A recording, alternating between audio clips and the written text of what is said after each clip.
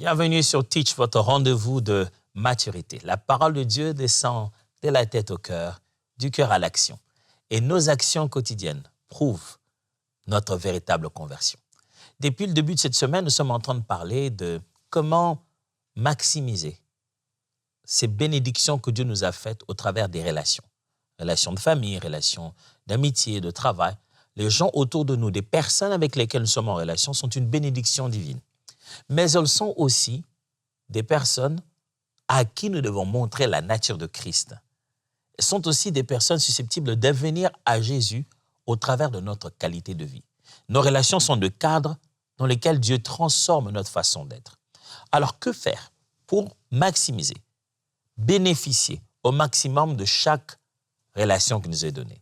Depuis le début de cette semaine, on apprend quoi faire, quoi ne pas faire. Pardonner, être attentif sur ce qui est confiance, mettre des limites. Aujourd'hui, je voudrais qu'on apprenne quelque chose d'important. C'est de comprendre que aimer ne rime pas avec encourager les mal. Nous sommes dans une société de pression qui veut nous faire croire que si tu aimes quelqu'un, c'est que tu embrasses n'importe quoi. Pourtant, ce n'est pas ça dans la Bible. Qu'est-ce qu'il y a en réalité dans la Bible alors? Donc, let's teach. Grandissons ensemble.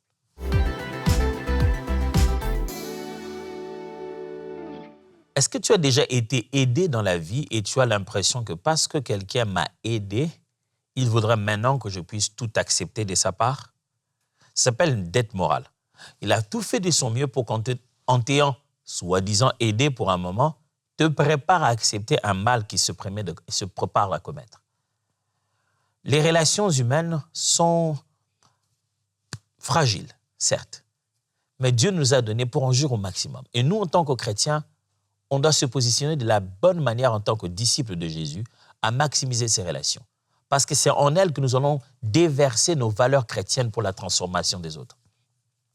Mais sachez pour autant que aimer quelqu'un, être en relation avec une personne, honorer quelqu'un, ce n'est pas tout accepter. Non, pas du tout. C'est juste lui montrer cet amour avec vérité. Ce n'est pas parce que je t'aime que je dois accepter tout et n'importe quoi de ta part. Nous sommes dans un monde qui nous enseigne le contraire de la Bible, qui nous enseigne en soi-disant une sorte d'amour, mais qui est complètement faussé. C'est pas aimer ça c'est gâter. L'amour a un côté rigoureux, l'amour a un côté confrontationnel. L'amour te confronte à la vérité. L'amour ne te caresse pas dans les bêtises. L'amour ne dit pas « Oh, ok, on l'aime, on le laisse faire ce qu'il veut ». L'amour ne te laisse pas faire ce que tu veux, si ce que tu veux, c'est ta mort. L'amour se bat contre toi pour que tu n'ailles pas dans le mauvais chemin. Honorer quelqu'un ou l'aimer, ce n'est pas tout accepter. C'est juste l'exposer à la vérité. Tu peux aimer ton frère, ta sœur, ton pasteur, les membres de ta famille, les gens autour de toi, sans nourrir ce qui les détruit. Je t'aime, mais je n'alimente pas ta destruction. Aimer quelqu'un, ce n'est pas alimenter sa destruction. Quand vous honorez quelqu'un, c'est bien. Ça protège votre relation. Papa, maman, grand frère, grande sœur, petite sœur, ami, patron, pasteur, membre de l'église. Honorer quelqu'un, c'est bien. Mettre chacun à sa place, avec honneur et amour, c'est fantastique. Mais ça doit avoir des limites, sinon tu vas détruire ta santé. Pasteur, tu parles déjà de santé? Oh oui, je parle de santé, surtout de santé mentale. Quand tu vis avec quelqu'un qui a une relation toxique, qui te considère comme une sorte de... Comment je vais appeler ça? Tu es un peu son petit coin de mur où il vient pleurer quand il a fini de faire ses bêtises, qu'il ne veut pas arrêter. Il vient dans ce coin de mur, il pleure, après il quitte là-bas, il va refaire les mêmes bêtises. Il sait que tu es son coin de mur. Il vient, il pleure encore, il rentre, sachant qu'en quittant là-bas, il va aller le faire. Il sera fidèle à ce système. Vivez-vous avec quelqu'un qui est fidèle à sa propre destruction? C'est un système, il récidive si régulièrement qu'on croirait qu'il travaille là-bas. comme s'il aurait un contrat avec la bêtise. Il y va, matin, midi, soir, il le fait chaque fois. Ce n'est pas la première fois. Il tourne en rond, il fait des vœux, il dit qu'il est abandonné, il va faire il va jurer, il va parler à tout le monde. Mais tout le monde sait que c'est qu'une affaire d'une semaine et demie. Après, boum, il va revenir la même personne. Aimer une pareille personne, ça ne veut pas dire tolérer cette bêtise. Ça veut plutôt dire l'aider avec la vérité. Ça veut plutôt dire exposer cette vérité clairement devant lui. Ça veut plutôt dire ne pas se laisser souffrir émotionnellement par des choix qu'il a faits. Mon ami, Jésus ne t'a pas envoyé pour mourir pour ces gens-là. Il l'a déjà fait, lui. Il t'a envoyé pour leur dire que lui, il est mort pour eux. Jésus ne t'a pas envoyé pour mourir pour une fiancée. Non. Ou un fiancé. Non. Jésus ne t'a pas envoyé pour mourir pour un membre de l'Église ou un pasteur. Jésus t'a envoyé pour que tu leur dises à eux que Jésus, lui, est mort pour eux. Ça va vous sembler être un peu dur, pasteur, c'est sans cœur, c'est sans compassion. Non. Vous devez voir cette autre facette de l'amour de Dieu. Le Dieu qui a tant aimé le monde, qui a donné son Fils unique, c'est le même qui a créé l'enfer et qui se prépare à y mettre là-bas et brûler des gens. L'amour, c'est pas tout le temps soft. L'amour, c'est pas tout le temps... non, l'amour a une certaine rigueur. L'amour place très clairement des limites. L'amour n'accepte pas toutes sortes de bêtises. L'amour n'est pas là pour tout embrasser. Tu peux aimer sans encourager le mal. Ne pas encourager le mal, en effet, est une expression d'amour. Quand tu refuses de faire perpétuer un cycle malsain, tu aimes cette personne. C'est ça l'aimer. Lui empêcher d'encourager le mal. Lui empêcher de reprendre le même mal qu'il fait chaque fois. Lisons la Bible justement. Exode chapitre 20, verset 12. Exode chapitre 20, au verset 12. La Bible dit « Honore ton père et ta mère, afin que tes jours se prolongent dans le pays que l'Éternel, ton Dieu, te donne. » Vous voyez ça? La Bible parle dans une relation de famille d'honorer.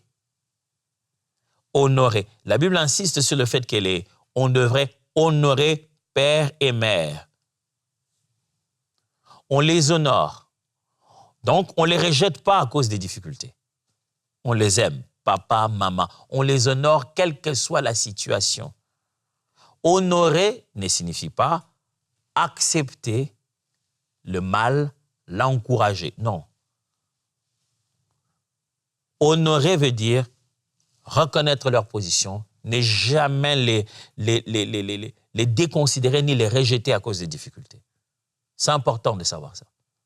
Parce qu'il est possible que le jeu psychologique toxique dans une relation te fasse croire que honorer quelqu'un, respecter quelqu'un, montrer qu'on l'aime, veut dire embrasser tout, y compris n'importe quelle autre bêtise. Non, écoutez-moi très bien. Il me faut de l'équilibre à cette affaire. Aimer signifie certainement protéger. Tu ne vas pas exposer quelqu'un que tu aimes comme ça en allant dire à tout le monde ses erreurs ou en l'exposant au mal. Non, ce n'est pas ça, aimer. Aimer, c'est couvrir la nudité de quelqu'un. C'est important. Aimer, c'est que quand tu l'amènes à la maison, pendant qu'il a encore fait pour la 1e fois la même chose, tu sois capable de lui en parler en toute vérité et rigueur, en y imposant les mesures adéquates pour son changement et pour l'amélioration de votre relation. Oh, c'est souvent dans la famille que ça arrive. Parce qu'on sait qu'on a le même sang, parce qu'on sait que dans tous les cas, tu ne m'abandonneras pas. Éphésiens chapitre 4, verset 15. Éphésiens chapitre 4, verset 15. Mais que, professant la vérité dans la charité, nous croissions à tous égards en ce qui est le chef Christ. La Bible montre ici que la vérité nous permet de grandir à tous égards. Elle empêche l'hypocrisie et la complicité. Et dit, Paul montre que en professant la vérité avec amour, nous croissions ensemble, nous grandissons ensemble à tous égards. Si on veut faire grandir une relation, la vérité en fait partie. Quand on se dit la vérité, on peut s'entraider à grandir. Tu ne devrais pas avoir peur de dire la vérité à quelqu'un que tu aimes sur un mal que tu ne veux pas tolérer. Tu es mon frère, tu es mon ami, mais cette façon de te comporter avec ta femme, non, je ne suis pas d'accord. Tu es mon frère, tu es mon ami, tu es ma sœur, cette façon de te comporter avec ton mari, je ne suis pas d'accord. Je ne tolérerai pas ça. Chez moi, ce n'est pas une caserne là où tu viens cacher tes butins que tu ne veux pas montrer, je ne sais pas moi à qui. Tu ne te justifieras pas sur mon dos. Tu ne peux pas alimenter ton infidélité avec mon nom. C'est important. C'est vraiment important de dire ce type de vérité-là. Lisons Proverbe cette fois-ci, chapitre 4, verset 23. Combien de fois je n'ai pas lu ce texte depuis cette semaine?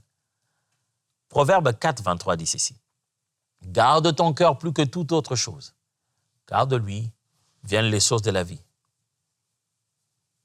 Honorer quelqu'un, être passionné pour quelqu'un, honorer son père, sa mère, ses frères, ses sœurs, ses amis, maintenir une bonne relation, honorer la personne avec qui tu es en relation. Ça ne signifie pas abandonner la protection de ton cœur.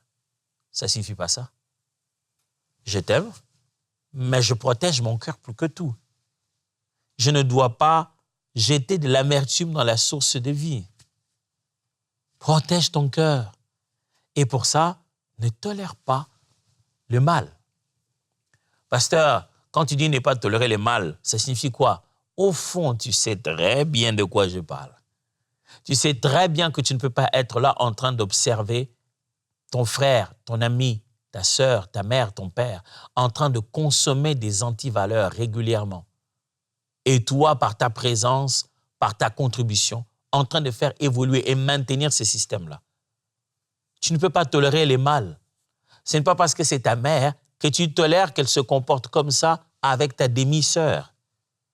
La vérité doit être présentée avec amour, politesse et simplicité. Maman, je ne sais pas.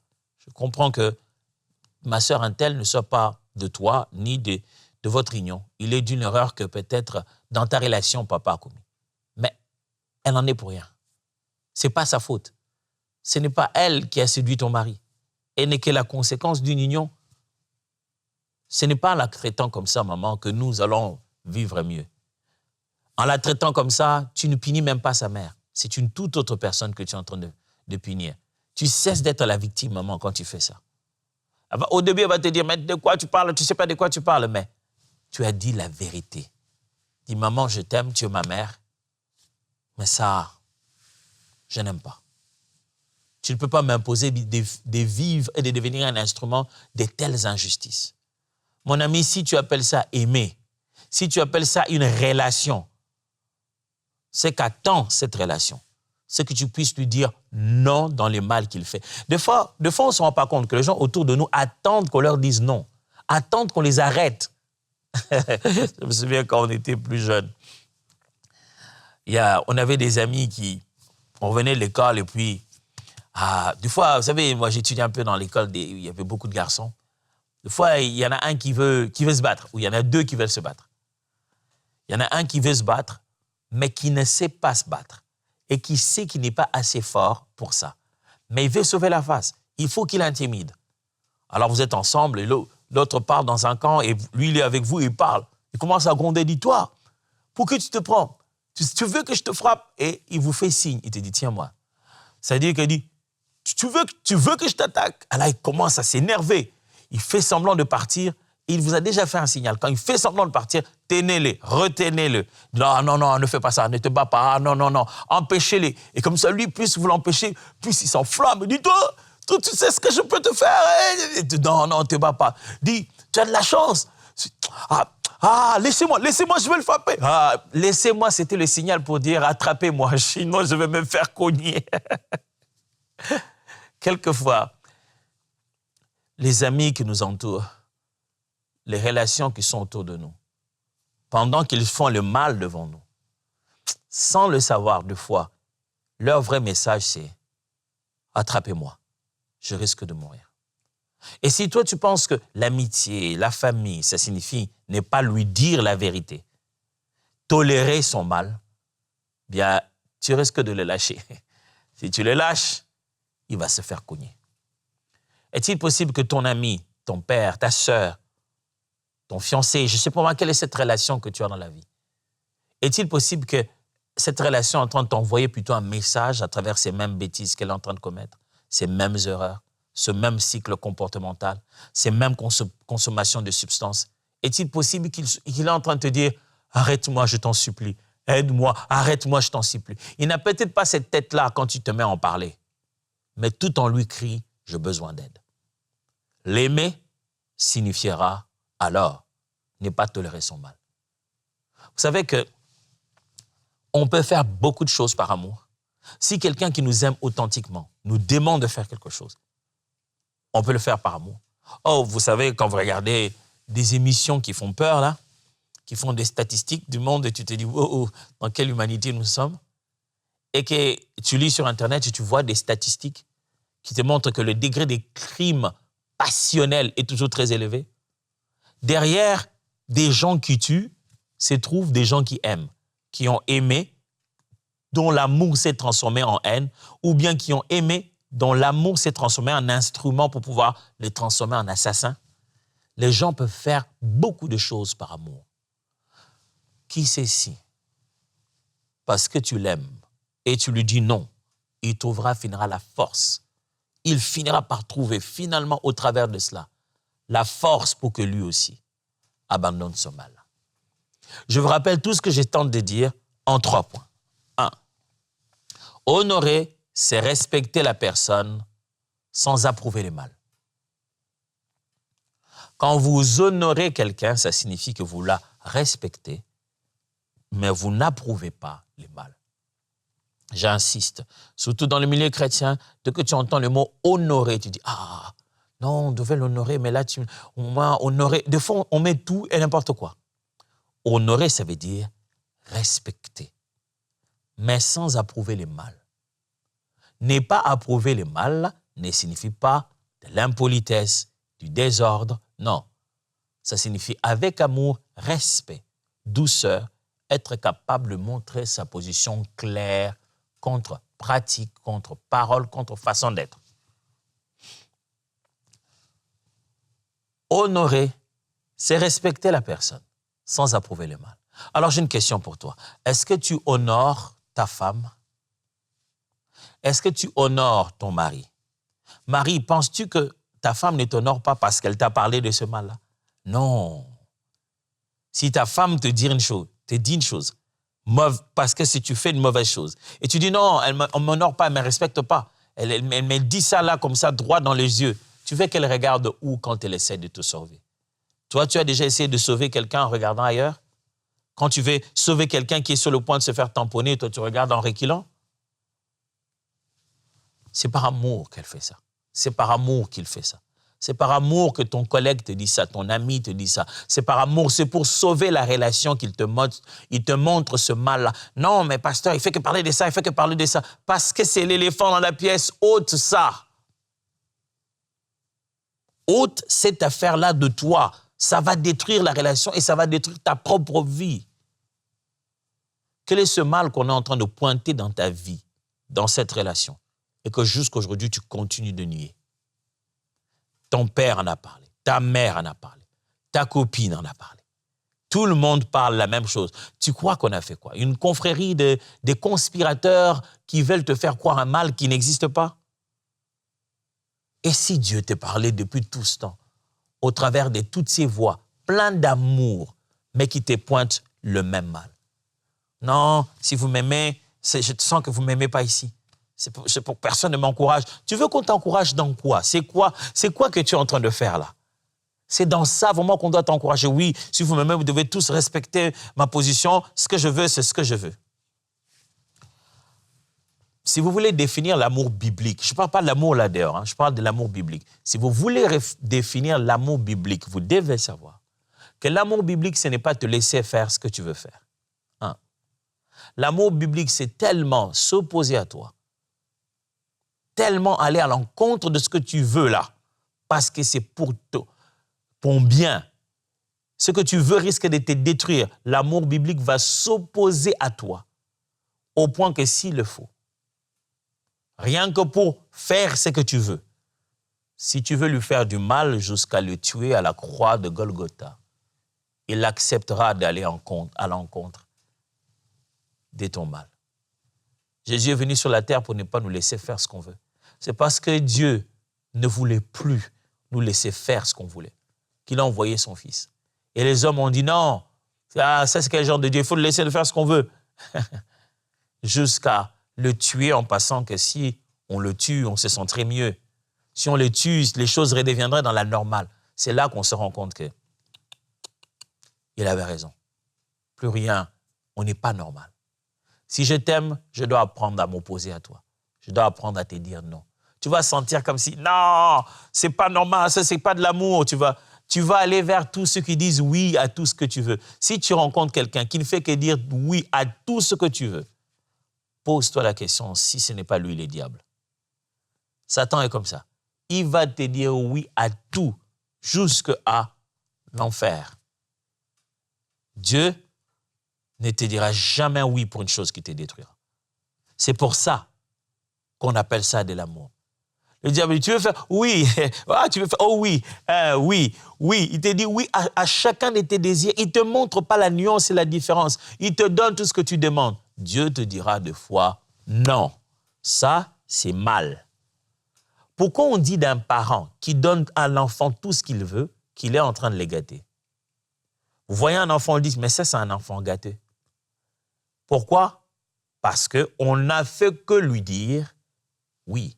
Et à force de lui dire oui, qu'est-ce qui en est arrivé? C'est qu'il n'est plus bien éduqué. On lui a fait mal à force de lui faire croire que aimer, c'était ne jamais s'opposer à son mal. Si tu aimes dans cette relation, quand est-ce que tu diras non? Quand est-ce que tu diras la vérité clairement sur quelque chose qui est mauvaise? 2. Aider, ce n'est pas sauver. Ne couvre pas le cycle destructeur. Aider quelqu'un dans l'amour, ce n'est pas le sauver. Tu ne pourras pas le sauver. Tu ne peux que lui donner tous les moyens. S'il ne tient pas de l'autre côté, tu ne pourras rien faire. J'aimerais tellement aujourd'hui libérer de culpabilité certaines personnes. Oh, comprenez-moi bien, je n'essaie pas de vous débrancher de la compassion. Non, non, non. La compassion, c'est cette chose qui nous pousse justement à être disponible entre les mains de Dieu pour aider les gens. Je ne vous débranche pas de cette attitude de compassion. Non.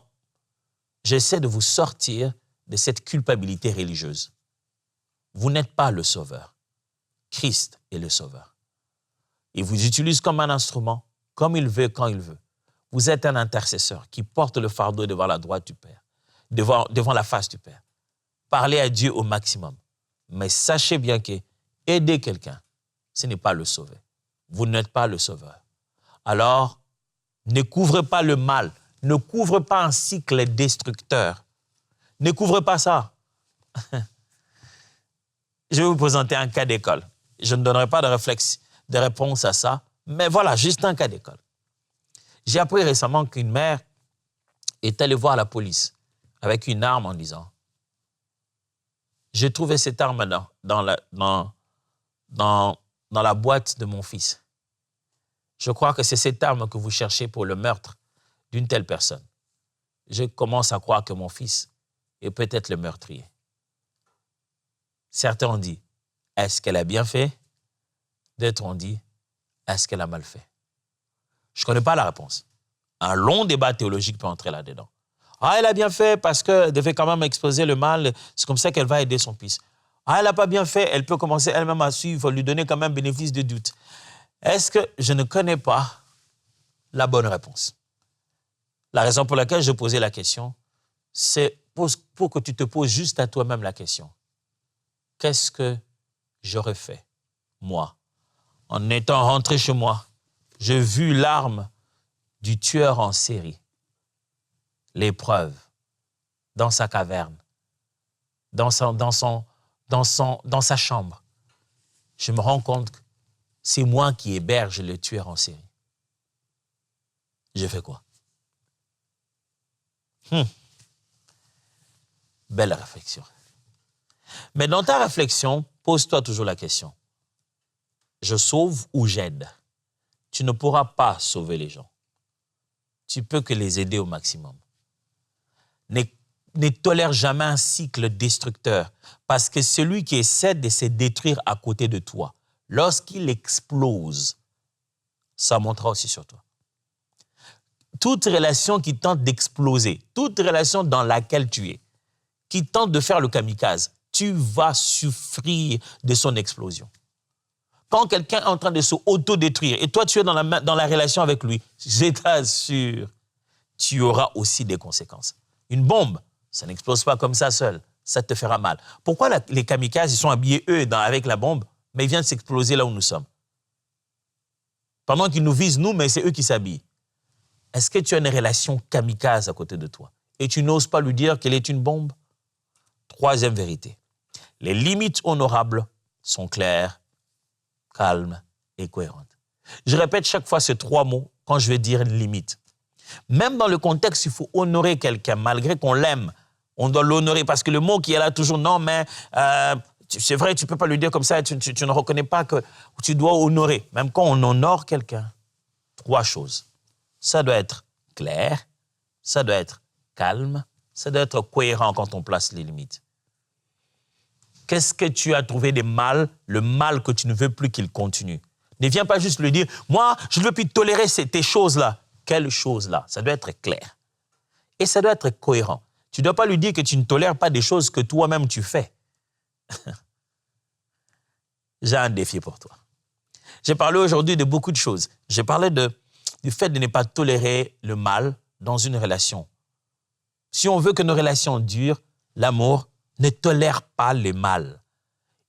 On peut aimer sans tolérer le mal. On doit devoir d'ailleurs aider avec ce mal-là par amour. Tu es enfant de Dieu. Tu es dans une relation, père, mère, sœur, frère, fiancé, mari, épouse, chef d'entreprise, je ne sais pas, quel que soit le type de relation dans lequel tu es. Ne laisse pas le mal prendre le contrôle. Voici les challenges de la semaine. Quelle limite honorable dois-tu poser cette semaine? Cette semaine, pour aimer ta famille, tes frères et sœurs, sans encourager ce qui les détruit. Ce qui détruit leur vie. Comment tu peux les aimer cette semaine en plaçant des limites sans pour autant encourager ce qui les détruit? Comment je peux les aimer sans laisser l'alcool les détruire? Comment je peux les aimer sans laisser le mal dans lequel ils vont tout le temps détruire leur vie? Ça, c'est le challenge de cette semaine. C'est le challenge qui commence à partir de maintenant. Moi, je te vois demain. Je te bénisse.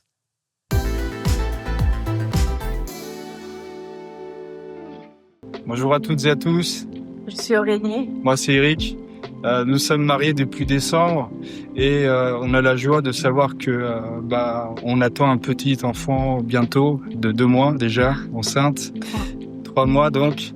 Et voilà, suite à ça, on a remis en prière au Seigneur que le surendettement qui traîne encore puisse être réglé et qu'on puisse aussi trouver un nouvel appartement adapté, sachant que les finances c'est compliqué.